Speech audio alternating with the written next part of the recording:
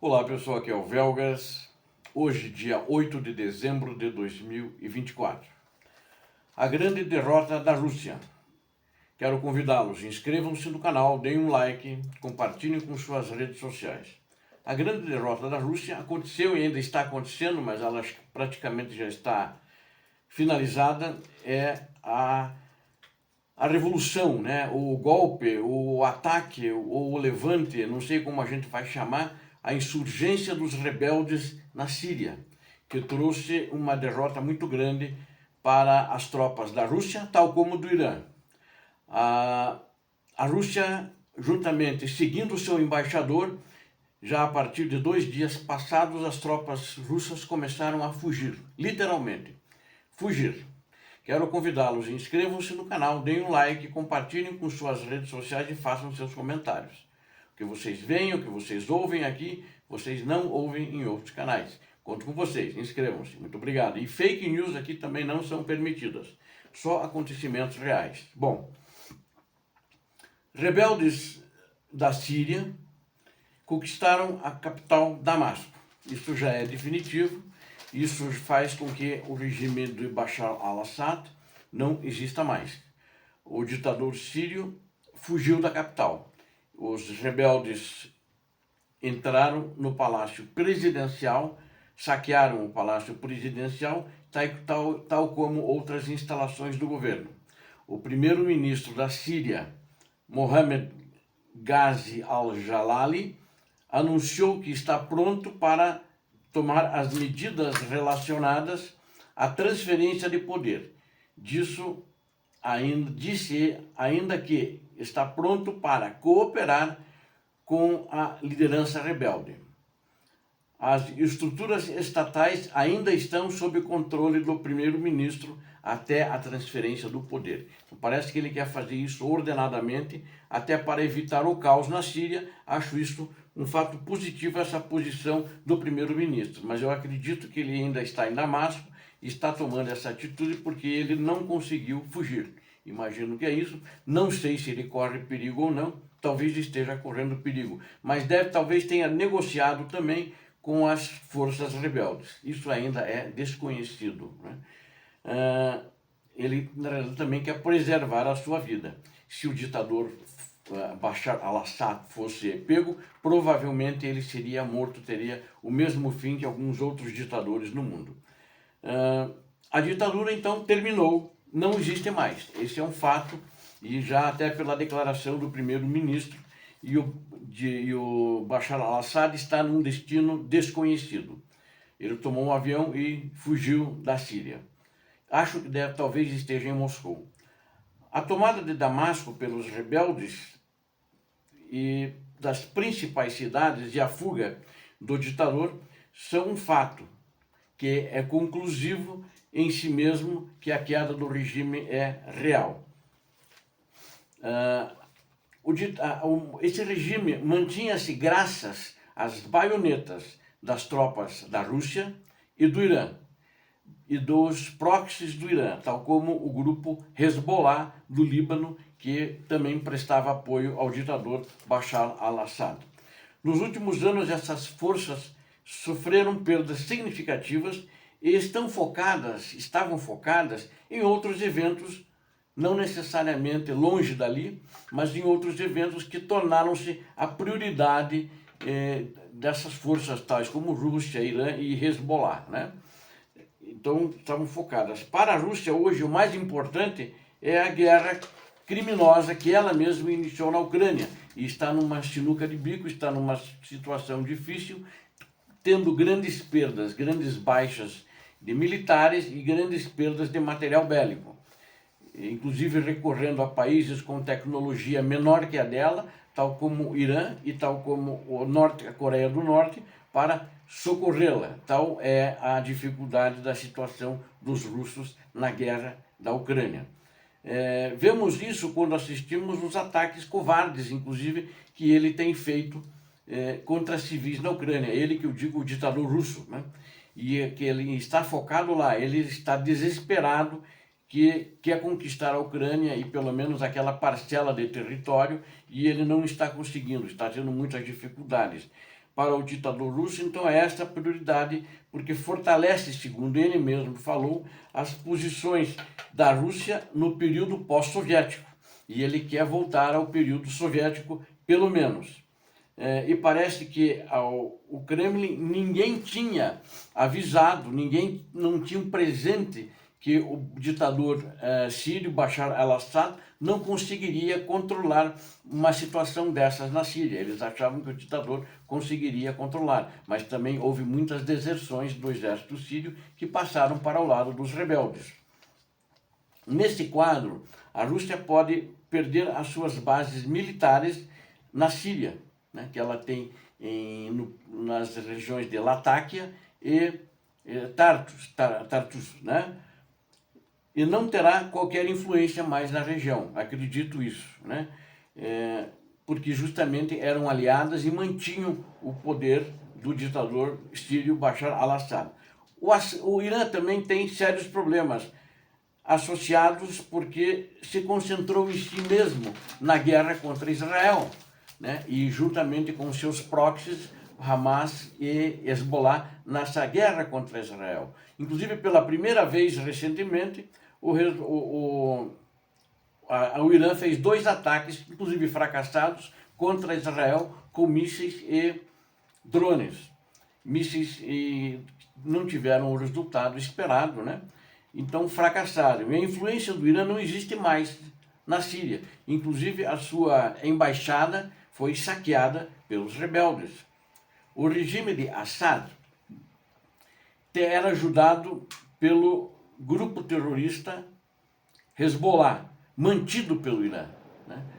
Mas que nos últimos, acredito eu, aproximadamente nos últimos 500 dias, ele foi enfraquecido, mas não só enfraquecido, dá para dizer até desmantelado por Israel. As maiorias das lideranças do Hezbollah foram aniquiladas numa operação sem precedentes contra os meios de comunicação que acabaram explodindo ou no bolso ou na cinta onde estavam colocados das lideranças, e as lideranças foram aniquiladas face a esse ataque tecnológico de Israel contra as lideranças do Hezbollah. E também, aliado dessa, o Iraque também era aliado de Assad, decidiu não entrar na briga contra os rebeldes, deixando o ditador Bashar al-Assad totalmente à deriva, sem nenhuma força que fosse ajudá-lo, e o seu exército não teve condições de segurar e retomar as principais cidades que foram tomadas pelo Hamas e que agora combinou com a queda de Damasco. A principal beneficiário desta situação caótica, vendo hoje essa situação pode mudar, é o presidente da Síria, que Recep Tayyip Erdogan, que ajudou os rebeldes. Pelo menos uma facção dos rebeldes era mantida, patrocinada, financiada pela Turquia contra o regime, mas a Turquia não controla todas as forças, né? Inclusive as forças, principalmente curdos. Existem grupos que discordam da Turquia, e em particular os curdos, né? Que percebem que a Síria com a Turquia poderá ter problemas, né, muito sérios. Lá dentro, inclusive, desse regime, das divisões. Eles todos se uniram para tomar Damasco, para derrubar o ditador, mas eles poderão ter problemas depois que eles resolverem governar. Ninguém sabe, na realidade, como isso vai acontecer, porque lá é uma colcha de retalhos. Lá existem grupos originários, desde o grupo Al-Qaeda, e desde daqueles que explodiram no 11 de setembro, aqueles prédios de Nova York, também do Estado Islâmico. E é isso que é o medo do Ocidente, de que a Síria se transforme num local de patrocinador de terrorismos locais e internacionais, e essas questões poderão ter sérios problemas internacionais e locais. Também tem a questão religiosa, né, que inclusive os grupos têm diferenças religiosas decorrentes, né, sionistas, xiitas, etc., da população, de como eles vão se relacionar entre si e como eles vão se relacionar com a população. E qual que vai ser a linguagem comum deles, inclusive com cristãos, né, que eram permitidos, não eram só tolerados, eram permitidos mesmo pelo regime de Bashar al-Assad. E existem esses grupos como o Estado Islâmico que não toleram os cristãos, né? Lembram das execuções que eles faziam? Então, essa é uma coisa complicada, né? Eles faziam, prendiam, deixavam os cristãos a refém, o Estado Islâmico, e executavam publicamente e eram publicados nas redes sociais e nas televisões. Então, a religião vai ser reprimida, né? Irã e Síria irá a Síria na direção da democracia? Ou o país vai mergulhar no terror de um terrorismo islâmico? Como a situação vai se desenvolver, certamente não sabemos. E aqueles que se pode pensar, assim, é uma estabilidade, lá não pode se pensar sério agora. A derrota de Bashar al-Assad é a grande derrota da Rússia, isso já é certo. E também do regime teocrático do Irã. Os militares da Rússia seguiram o seu embaixador, literalmente fugiram. Eles deram muito pouco combate. O combate mais valente que eles fizeram foi atacar os rebeldes e as cidades já ocupadas, atacando prédios, que é o que eles mais sabem bem, aprenderam na Ucrânia, bombardeando essas áreas. O Irã, tal como a Rússia, perdeu suas capacidades militares no Mediterrâneo. A Turquia e Israel saem mais fortalecidos na região. E os Estados Unidos da América talvez sejam os patrocinadores de segurança na região, mas ainda existe o perigo de um novo grande conflito na Síria, que poderá envolver países como Iraque e Líbano, criando oportunidades para mais instabilidade. A região como resultado dos imprevisíveis, onde Moscou e Teherã vão incentivar mais caos na região para vingar-se da derrota sofrida e da expulsão sofrida por causa desse golpe dos rebeldes. Tudo está apenas começando. Vamos rezar e pedir a Deus por luz na região e não por uma escuridão pior do que a que existia. Esse é um fato e as coisas agora vão mudar bastante na Síria. Eu quero também falar sobre a questão da Ucrânia. No dia 6, um jornal da Europa, European Truth, publicado em diversas línguas da União Europeia, talvez na língua de todos os países, ele noticiou que o Serviço de Inteligência britânico fez uma análise em novembro da situação na Ucrânia dos avanços da Rússia.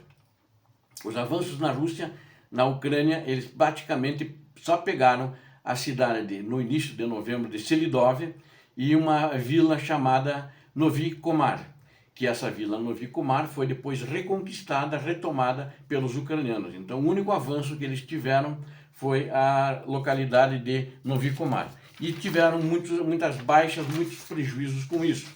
Prejuízos gigantes, prejuízos grandes, que uma média de mais de 1.563 baixas, na média, por dia eles tiveram. Então, para pegar Selidov, que eu noticiei Selidov, fiz uma análise sobre a situação, vocês lembram disso, quem acompanha sempre os meus vídeos, o custo é muito alto. Isso dá mais de 45 mil baixas das tropas dos militares russos, ou seja,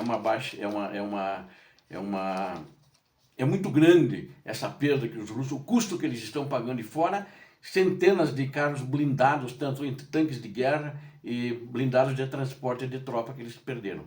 O preço é alto que eles estão pagando. E sobre ontem também, esses últimos dias, apesar dos combates intensos, a Rússia está forçando no leste, está forçando em Kursk, mas a situação continua inalterada. As tropas ucranianas estão onde estavam, defendendo, resistindo bravamente à tentativa de avanço russo, né? Ou seja, perderam apenas Selidov em novembro.